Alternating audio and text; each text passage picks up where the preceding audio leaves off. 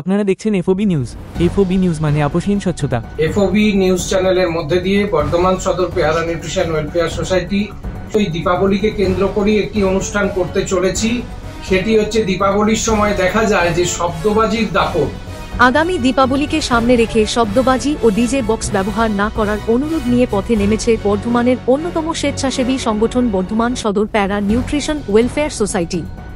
এই মহতী উদ্যোগকে সাথ দিয়েছে আরেক স্বেচ্ছাসেবী ও পশুপ্রেমী সংগঠন Bardhaman society for animal welfare. এই দুই সংগঠনের পক্ষ থেকে 17 অক্টোবর বৃহস্পতিবার বর্ধমান শহরের জনবহুল এলাকা যেমন স্টেশন বাজার, Curzon gate, Parbirhata, Vivekananda college মোড় এবং রাজবাড়ির উত্তর ফটক এলাকায় প্রচার চালানো হয়। বর্ধমান সোসাইটি ফর অ্যানিম্যাল ওয়েলফেয়ারের পক্ষ থেকে আমির শেখ শব্দবাজির ভয়াবহতা নিয়ে মানুষকে সচেতন করেন।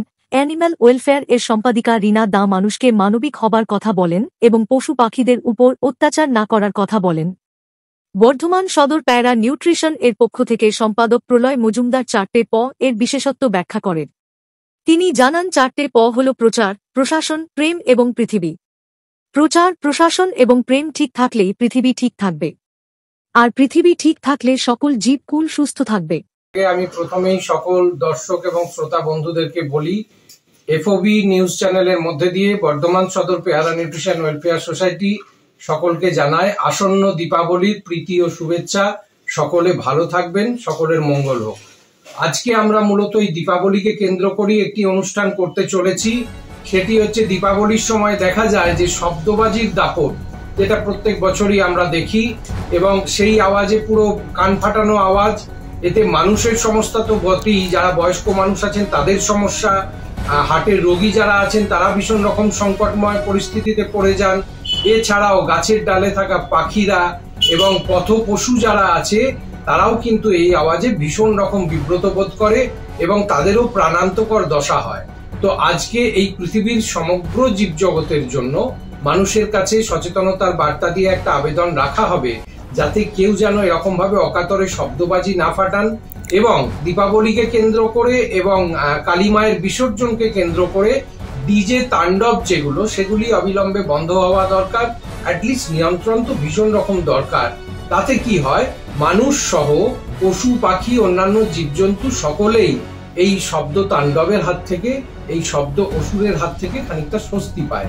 সেই বার্তা দেওয়ার জন্য আজকে বর্ধমান সদর পেয়ারা নিউট্রিশন ওয়েলফেয়ার সোসাইটি এবং তাদেরই ডাকে ভাতারের মুরাতিপুর থেকে আসছেন পশুপ্রেমী আমির শেখ এবং তার সঙ্গে Bardhaman society for animal welfare, যেটা বোরহাটে অবস্থিত। এই সবাই মিলে একসঙ্গে আমরা রাস্তায় নামবো। সকাল 11টায় আমাদের স্টেশন বাজার থেকে সচেতনতা শুরু হবে।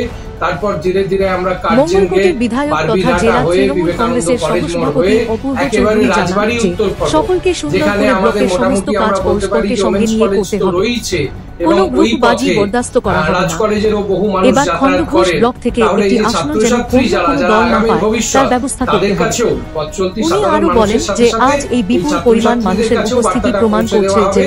তোমরাও এখন থেকে সচেতন হও, কারণ আগামী পৃথিবী তোমাদের হাতে। এছাড়াও আজকে আমাদের আরেকটি প্রোগ্রাম থাকছে কর্মসূচি। আজকে হলো বিশ্ব খাদ্য দিবস, 16 অক্টোবর বিশ্ব খাদ্য দিবস। এবং আমরা অনেক সময় দেখা যায় না বুঝে অনেক কিছু আমরা খাই যেগুলো হয়তো স্বাস্থ্যের পক্ষে হানিকারক। আপনারা হয়তো জানেন যে আমরা বিভিন্ন বস্তি এলাকায় অপুষ্ট বাচ্চাদেরকে একদম 6 মাস ধরে টানা খাবার দিই। গর্ভবতী মায়েদেরকে 1.5 বছর ধরে আমরা দত্তক নিয়ে তাদের 1.5 বছরের খাবারের ব্যবস্থা করি, এবং টিবি রোগীদেরকেও আমরা 6 মাস করে উচ্চ প্রোটিনযুক্ত খাবার প্রদান করে থাকি।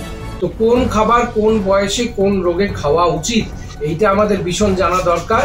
এবং সেই বার্তা নিয়ে আজকে আমরা বর্ধমানে যে সমস্ত বস্তি এলাকায় বাচ্চাদেরকে খাবার দেওয়া হয়, সেই খাদ্য দেওয়ার প্রকল্পটাও আজকে আমাদের চালু থাকবে, এবং এর মধ্যে দিয়ে আমরা সেখানে একটা সুপুষ্ট আহার সম্পর্কে ছোট বক্তব্য বাচ্চার মায়েদের কাছে রাখবো।